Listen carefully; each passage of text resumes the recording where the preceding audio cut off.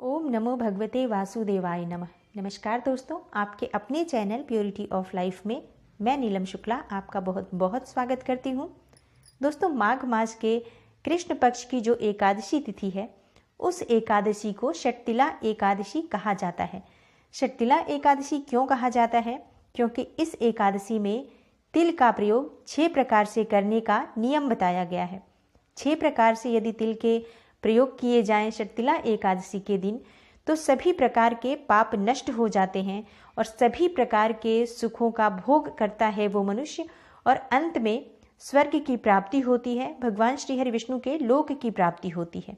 6 प्रकार कौन कौन से हैं तिल का, जिनका प्रयोग करना है आपको? तिल से स्नान करना चाहिए और आज के दिन तिल का उबटन लगाना चाहिए, तिल का हवन, तिल का तर्पण करना चाहिए, तिल का भोजन में प्रयोग करना चाहिए और तिल का आज दान करना चाहिए। ये 6 प्रकार हैं तिल के, और इस तरह से 6 प्रकार से प्रयोग करने की वजह से इस एकादशी को षटतिला एकादशी कहते हैं। ऐसा कहा जाता है कि जो भी मनुष्य आज के दिन इस तरह से 6 प्रकार से तिलों का प्रयोग करता है और जितने तिलों का दान करता है, उतने ही 1000 वर्ष स्वर्ग में वास करता है। तो षटतिला एकादशी का बहुत अधिक महत्व है और आज की वीडियो में मैं आपसे बात करने वाली हूँ षटतिला एकादशी का पौराणिक महत्व क्या है और पौराणिक व्रत कथा क्या है। तो सबसे पहले बात करते हैं षटतिला एकादशी का पौराणिक महत्व क्या है। दोस्तों, एक समय दालभ्य ऋषि ने पुलस्त्य ऋषि से पूछा कि हे महाराज, पृथ्वीलोक में मनुष्य ब्रह्म हत्यादि महान पाप करते हैं, पराई धन की चोरी भी करते हैं और दूसरे की उन्नति देखकर ईर्ष्या भी करते हैं, और इसके साथ ही अनेक प्रकार के व्यसनों में भी फंसे रहते हैं, फिर भी उनको नरक प्राप्त नहीं होता है। इसका क्या कारण है? वे न जाने कौन सा दान करते हैं, कौन सा पुण्य कर्म करते हैं जिससे उनके समस्त पाप नष्ट हो जाते हैं। यह सब कृपा पूर्वक आप कहिए। पुलस्त्य मुनि कहने लगे कि हे महाभाग, आपने मुझसे अत्यंत गंभीर प्रश्न पूछा है। इससे संसार के जीवों का अत्यंत भला होगा। इस भेद को ब्रह्मा, विष्णु, रुद्र तथा इंद्र आदि भी नहीं जानते, परंतु मैं आपको यह गुप्त तत्व अवश्य बताऊंगा। उन्होंने कहा कि माघ मास लगते ही मनुष्य को स्नान इत्यादि करके शुद्ध रहना चाहिए, इंद्रियों को वश में करना चाहिए, काम, क्रोध, लोभ, मोह, अहंकार, ईर्ष्या तथा द्वेष आदि का त्याग करके भगवान का स्मरण करना चाहिए।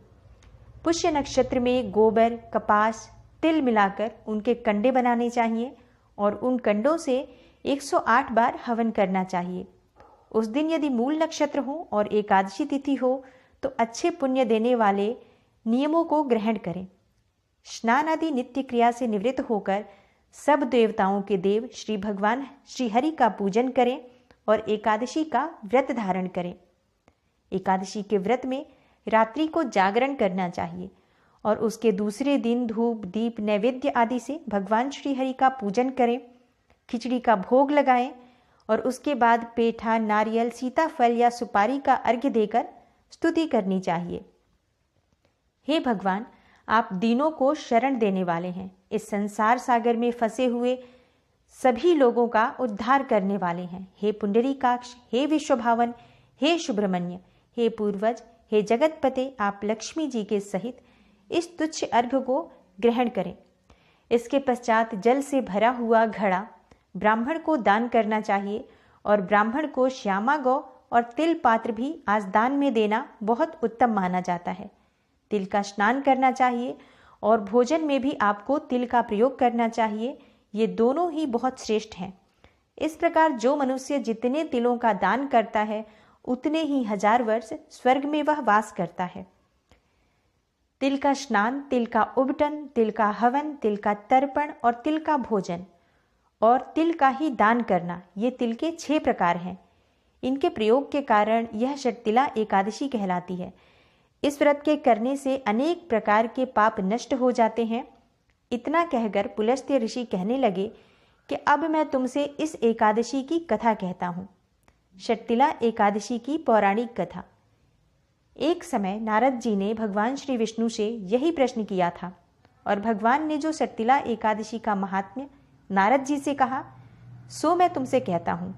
भगवान ने नारद जी से कहा कि हे नारद, मैं तुमसे सत्य घटना कहता हूँ, ध्यानपूर्वक सुनो।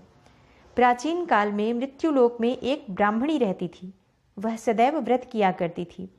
एक समय वह 1 मास तक व्रत करती रही। इससे उसका शरीर अत्यंत दुर्बल हो गया। यद्यपि वह अत्यंत बुद्धिमान थी, तथापि उसने कभी देवताओं या ब्राह्मणों के निमित्त अन्न या धन का दान नहीं किया। इससे मैंने सोचा कि ब्राह्मणी ने व्रत आदि से अपना शरीर शुद्ध कर लिया है, अब इसे विष्णु लोक तो मिल ही जाएगा। परंतु इसने कभी अन्न का दान नहीं किया, इससे इसकी तृप्ति होना कठिन है। भगवान ने आगे कहा, ऐसा सोचकर मैं भिखारी के वेश में मृत्युलोक में उस ब्राह्मणी के पास गया और उससे भिक्षा मांगी। वह ब्राह्मणी बोली, महाराज किस लिए आए हो? मैंने कहा, मुझे भिक्षा चाहिए। इस पर उसने मिट्टी का एक ढेला मेरे भिक्षा पात्र में डाल दिया। मैं उसे लेकर स्वर्ग में लौट आया। कुछ समय बाद ब्राह्मणी भी शरीर त्याग कर स्वर्ग में आ गई। उस ब्राह्मणी को मिट्टी का दान करने से स्वर्ग में सुंदर महल मिला, परंतु उसने अपने घर को अन्न आदि सब सामग्रियों से शून्य पाया। घबरा कर वह मेरे पास आई और कहने लगी कि हे भगवान, मैंने अनेक व्रत आदि से आपकी पूजा की, परंतु फिर भी मेरा घर अन्न आदि सभी वस्तुओं से शून्य है। इसका कारण क्या है? इस पर मैंने कहा, पहले तुम अपने घर जाओ, देव स्त्रियां आएंगी तुम्हें देखने के लिए। पहले उनसे शक्तिला एकादशी का पुण्य और विधि सुन लो, तब द्वार खोलना। मेरे ऐसे वचन सुनकर वह अपने घर गई। जब देव स्त्रियां आईं और द्वार खोलने को कहा तो ब्राह्मणी बोली, आप मुझे देखने आई हैं तो शक्तिला एकादशी का महात्म्य मुझसे कहो। उनमें से एक देव स्त्री कहने लगी कि मैं कहती हूँ। जब ब्राह्मणी ने शक्तिला एकादशी का महात्म्य सुना तब द्वार खोल दिया। देवांगनाओं ने उसको देखा कि न तो वह गांधर्वी है और न आसुरी है, वरन पहले जैसी मानुषी है। उस ब्राह्मणी ने उनके कथनानुसार शक्तिला एकादशी का व्रत किया और उस व्रत के प्रभाव से वह सुंदर और रूपवती हो गई तथा उसका घर अन्न आदि समस्त सामग्रियों से युक्त हो गया। अतः मनुष्यों को मूर्खता त्याग कर शक्तिला एकादशी का व्रत करना चाहिए और लोभ नहीं करना चाहिए। आज के दिन तिलों का दान करना चाहिए। इससे दुर्भाग्य समाप्त होता है, दरिद्रता दूर होती है और अनेक प्रकार के कष्ट दूर होकर मनुष्य को मोक्ष की प्राप्ति होती है। दोस्तों, शक्तिला एकादशी का व्रत करने से भगवान श्री हरि विष्णु की कृपा से समस्त सुखों की प्राप्ति होती है, समस्त भोगों की प्राप्ति होती है और अंत समय में श्री हरि विष्णु की कृपा से विष्णु लोक की प्राप्ति होती है। आज के दिन तिल के दान का बहुत महत्व है, तो आज के दिन अगर आप तिल का दान करते हैं, काली गाय का दान करते हैं, बहुत ही पुण्य फल की आपको प्राप्ति होती है। उम्मीद करती हूँ आज की वीडियो से आपको लाभ अवश्य होगा। वीडियो आपके लिए थोड़ी सी भी हेल्पफुल हो, थोड़ी सी भी आपको अच्छी लगी हो तो वीडियो को लाइक ज़रूर कर दीजिए और ज़्यादा से ज़्यादा इस वीडियो को शेयर कीजिए अपने फैमिली फ्रेंड्स के साथ। चैनल पर पहली बार आए हैं, वीडियो आपको अच्छी लगती है तो चैनल को सब्सक्राइब ज़रूर कर लीजिए, बेल बटन को प्रेस कर लीजिए। इससे ये होगा कि इस तरह की कोई भी वीडियो आपसे मिस नहीं होगी। हर वीडियो की नोटिफिकेशन आपको समय पर मिल जाएगी। मैं मिलती हूँ आपसे अगली वीडियो में, तब तक के लिए नमस्कार।